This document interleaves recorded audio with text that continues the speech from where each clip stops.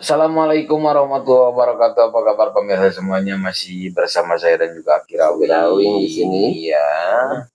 Jadi di video kali ini kita akan menceritakan sebuah kisah nyata. Kisah nyata yang nama dan juga tempat sudah kita samarkan. Ya. Tapi Akirawing dan saya sendiri sebenarnya itu menyaksikan kejadian itu. Dan mungkin di sini kita akan menceritakan hal itu dengan detail. Dan dari mulai sebelum kejadian dan sampai kejadian juga, karena ini merupakan suatu kisah inspirasi juga bisa, terus horornya juga dapat.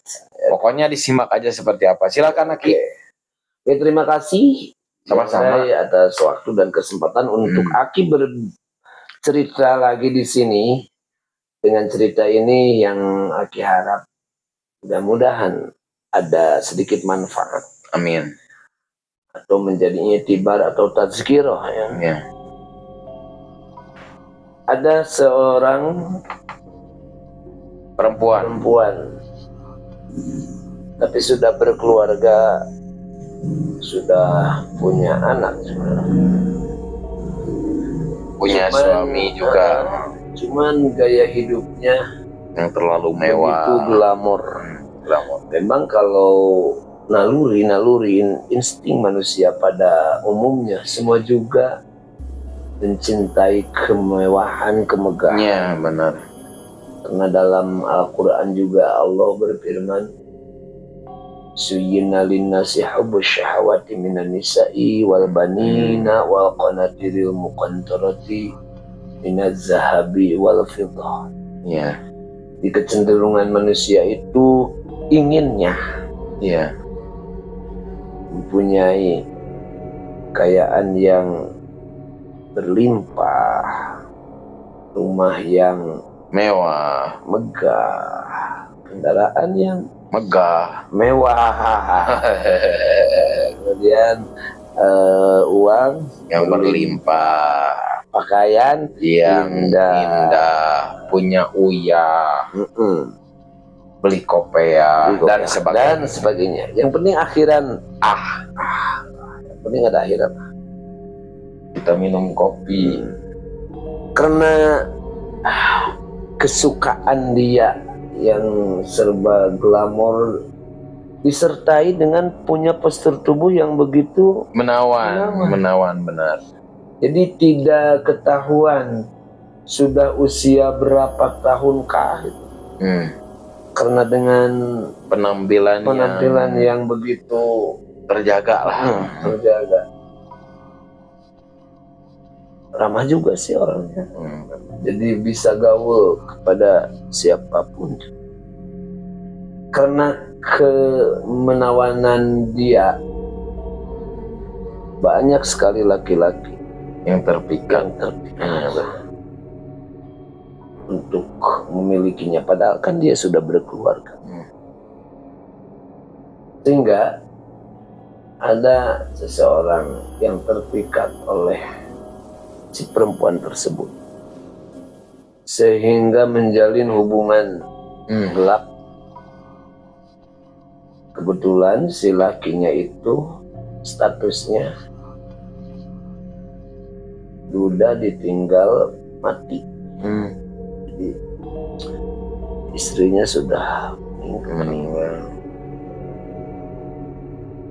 Padahal beliau itu adalah orang yang punya pengaruh. Si lelaki itu si laki-laki punya pengaruh. Dan biasanya kan godaan dari perempuan itu kepada laki-laki yang benar. Jadi semakin tinggi harkat, derajat dan martabat seseorang itu, semakin kuat godaannya, semakin berat juga ujian. Singkatnya cerita, dari hubungan gelap tersebut dikaruniai ya seorang atau bukan seorang, belum jadi seorang janin yang calon si buah hati lah. Yang menurut perkiraan kata dukun beranak itu sudah usia 4 bulan mau 5 bulan 4 atau 5 bulan dan dia itu tidak memeriksakan dirinya ke bidan atau medis karena takut mungkin kayak seperti itu, takut di aibnya terbuka. Jadi konsulnya dengan dukun beranak yang berada di sekitaran sana. Iya benar. Entah motivasinya apa sehingga dia itu begitu tega menggugurkan kandungannya. Tapi dengan cara yang tradisional dan juga tidak beraturan sehingga bukan gugur si janin tersebut dengan sempurna, malah jadi penyakit. Jadi penyakit kepada orang tersebut dan jatuh sakitlah dia.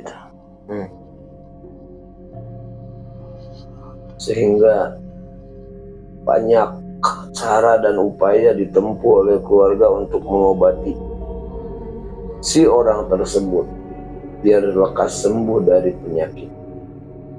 Bahkan Aki juga pernah diajak untuk ngaji, untuk memohon doa biar cepat sembuh. Kan biasa kalau di daerah itu kalau ada yang sakit itu kumpulin tetangga baca doa gitu, baca Al-Quran, nyulit tabaruk. Dan kondisinya pada saat itu sangat mengkhawatirkan melihat dari kondisi keadaan sakit sudah separah itu. Dan pihak keluarga pun tidak berupaya untuk mengobati ke medis, ke rumah sakit.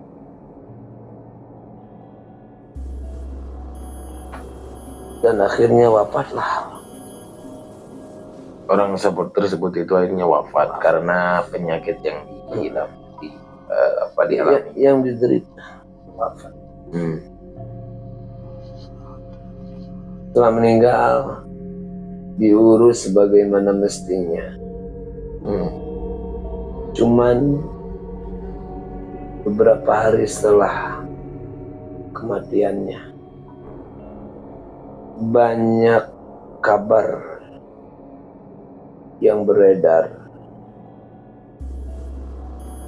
di tempat yang dijadikan kuburannya itu serasa angker. Padahal dari dulu tempat itu nyaman, tidak ada gangguan apapun. Semenjak orang tersebut dikuburkan di sana,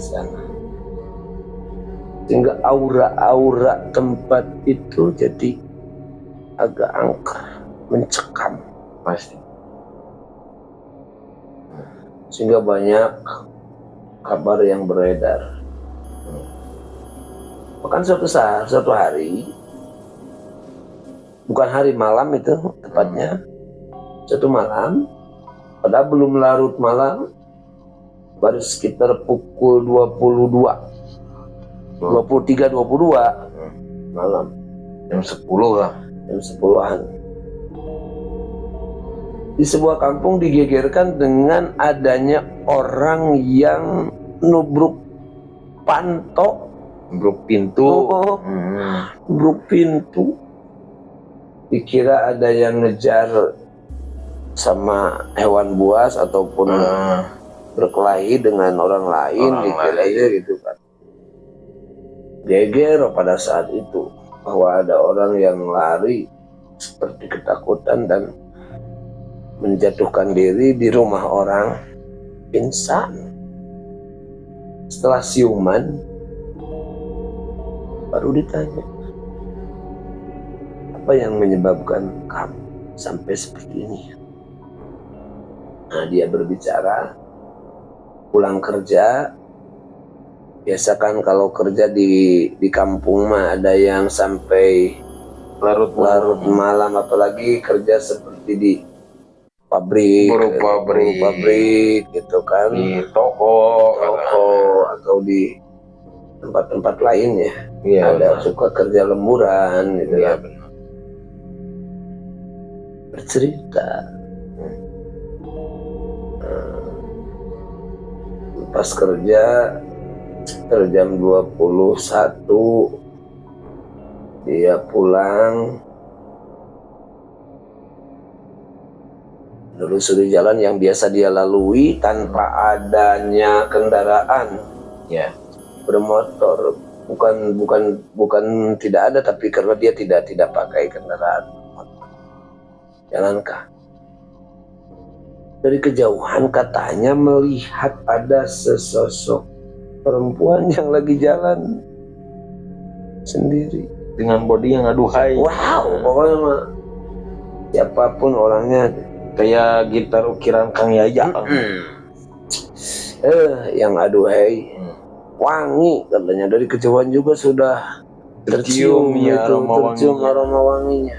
Tapi dengar-dengar dengan aroma wanginya itu merasakan apa?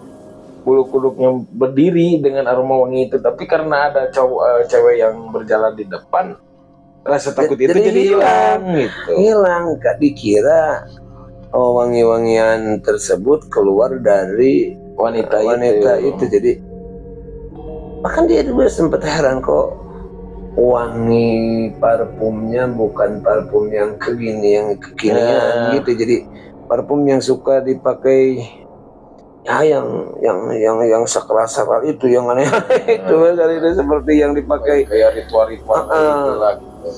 Atau yang dipakai untuk mewangikan jenazah. Juga sempat merinding juga katanya. Iya, benar. Karena sudah tercium parfum apa dari kejauhan udah tercium, kayak bau parfum yang aneh gitu. Tapi karena lihat perempuan jadi hilang gitu. Hilang rasa takut itu, yang ada rasa penasaran. Karena ada wanita itu kan. Dia jalannya dipercepat, tapi tidak sampai dekat. Tidak sampai keikut. Tidak sampai, jadi semakin kencang Semakin dia ikut berjalan, yang di belakang semakin kencang pula yang di depan. Jadi kayak istilahnya kayak motor Kang, jadi ban belakang nyusul yang depan lebih cepat gitu. Makanya yang rusak itu biasanya yang suka dugul itu knalpot. Ban belakang. Karena sempat berpikir seperti itu. Kenapa kok jalannya dibilang pelan, enggak ke susu, bilang cepat, masih tetap enggak ke susu. Jadi jarak itu masih terbatas. Padahal menurut perkiraan katanya kalau jalan seperti ini, udah jangankan cuman untuk bertemu, dilewati pun juga bisa. Tapi jangankan terlewati, dekat pun tidak. Ya, benar. Seperti kayaknya kita dekat cuma jarak 1-2 meter gitu. Ya. Ini mah ada antara. Dan ditanya, walaupun jauh ditanya, katanya orang, "Hei Neng, kamu dari mana?" Iya, benar. Jawab katanya dia. Ngomong. Jawab Pak sehat. Jadi ucapannya jelas kedengaran. Bilang dari sana mau ke sini. Terus diisengin itu, diisengin oleh si orang tersebut. Jadi punya rasa mau PDKT, ingin PDKT. Ya, karena mau cewek kan. PDKT, kenalan katanya. Dia nyaut. Biasa jawab, ngobrol ngulon ngalor gitu ya. Tapi dengan jarak yang tidak begitu dekat, karena yang dirasakan oleh dia itu aneh. Dipelanin jalannya, tetap gak sampai. Dikencengin, tetap juga gak sampai. Udah aja diikuti saja dari belakang. Cuman tidak bukan membelakangi, Jadi membelakangi, diajak ngobrol itu sambil yang si cewek tersebut membelakangi, nggak pernah menoleh ke belakang, nggak pernah nampakin mukanya. nggak pernah nampakin mukanya, cuman dari belakang saja kelihatan anggun kayaknya gitu. Jadi lemah gemulai. Penasaran, kata dia, ingin melihat, Mengikuti sampai di mana dia berhenti kan. ingin melihat wajahnya, makanya begitu penasaran untuk melewati. Bahkan bilang, "Neng, berhenti dulu," kan bilang gitu. Tapi dia bilangnya, "Oh maaf ya, ini karena ada keperluan lagi, jadi disuruh berhenti maka gak berhenti. Jadi ada keperluan yang lainnya." Udah jawab begitu, gak banyak cerita, si laki tersebut ngikuti terus. Sudah berjalan sekitar kurang lebih berapa jam, 1/4 jam, mengikuti jejak si Wanita itu. wanita tersebut. Sampai di suatu tempat, tiba-tiba menghilang. Si perempuan tersebut menghilang tanpa jejak. Bahkan kata si laki-laki tersebut, padahal saya tidak pernah mengedipkan mata gitu. Iya. Tidak pernah mengedipkan mata, tapi Kok dia hilang? Hilang. Setelah dia menghilang, kemudian yang nampak di depan itu adalah batu nisan kuburan yang baru beberapa belum beberapa tahun, beberapa bulan masih memerah gitu. Kemudian bulan itu beberapa hari gitu kalau masih merah gitu. Jadi minggu lah, beberapa minggu. Lalu beberapa minggu karena itu batu nisannya masih ada yang dari kayu itu. Tutungu sadar di sana, udah lari katanya, sudah tidak lihat kiri kanan depan belakang, lari secepat mungkin menuju ke satu buah rumah yang ada di pinggiran kampung itu yang dekat dari tempat tersebut. Lari, dobrak pintu, kemudian dia pingsan di sana. Orang-orang yang ada di kampung itu tahunya karena si istri yang punya rumah itu menjerit, tolong itu semuanya pada tahu. Menuju ke rumah. Pas sudah pada berdatangan lihat ada orang yang tergeletak di dapur dalam keadaan pingsan. Nah, setelah itu dikasih air, minum, kemudian dia siuman. Ceritanya seperti itu. Ya, dikejar, jadi ngejar cewek yang padahal tiba-tiba berhenti di atas kuburan yang di kuburan yang masih baru, dan kuburan itu adalah kuburan perempuan yang baru saja beberapa minggu meninggal karena menggugurkan kandungannya. Dan berdasarkan kabar yang beredar juga saya dengar kan, katanya itu waktu pemandiannya itu ada bau yang menyengat. Insya Allah pada saat itu ya betul.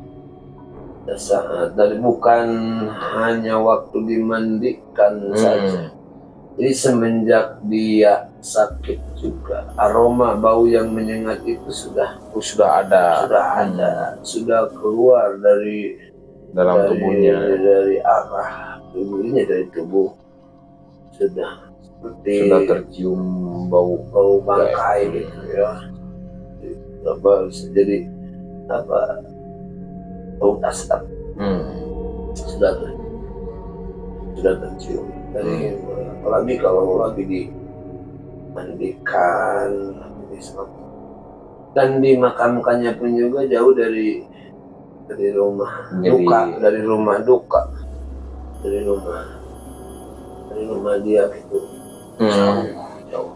Dan kebetulan Kang, saya juga dengar gitu, di bawah kuburan itu kan ada suatu, kalau bisa dikatakan sumber air. sumber air yang menuju ke suatu tempat, yaitu ke pesantren saya dulu gitu kan. Terus kadang-kadang, bukan kadang-kadang, itu setiap malam setelah cewek itu meninggal, itu korinya itu nakalnya luar biasa kan, suka nutupin air. Jadi air buat ke pesantren itu salurannya ditutup sama dia tuh, nggak tahu lah korinya kayak gimana tololnya gitu kan, bandalnya gitu kan, bandalnya kayak. Sehingga guru saya berangkat karena gak ada yang berani setelah wanita itu meninggal, dan semua yang mendengar kabar itu gak berani keluar malam-malam gitu.